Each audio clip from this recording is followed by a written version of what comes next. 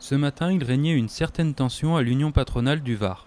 En effet, une centaine de membres de la Fédération nationale de l'immobilier se sont réunis pour protester contre le projet de loi de la ministre du Logement Cécile Duflot.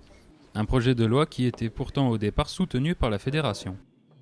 Nous étions dans la démarche de discuter avec le ministère du Logement 6 mois avant l'écriture de la loi. Nous étions dans la concertation, nous avons fait des propositions, nous avons passé beaucoup de temps avec le ministre du Logement et ses services pour établir cette loi. Et aujourd'hui, tout ce qui concerne l'encadrement de notre profession a été repris dans son intégralité, donc ça nous convient.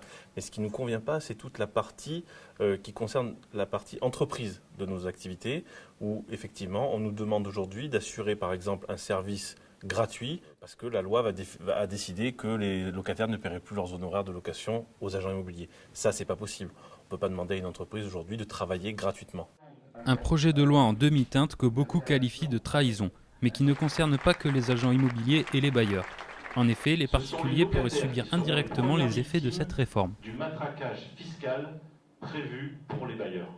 Le risque, c'est qu'aujourd'hui, ceux qui détiennent le logement, ce sont les bailleurs, les propriétaires. Si ces propriétaires-là se sentent aussi victimes de la loi Duflot, vont certainement offrir moins d'appartements à la location pour les locataires. Donc, ceux qui paieront le plus lourd tribut, ce seront les locataires qui ne trouveront pas de logement. Avec ce mouvement de protestation effectué en présence des médias, la Fédération compte bien faire part de son mécontentement à l'État vis-à-vis de cette réforme, dont le vote est prévu à l'automne prochain. Merci de votre attention.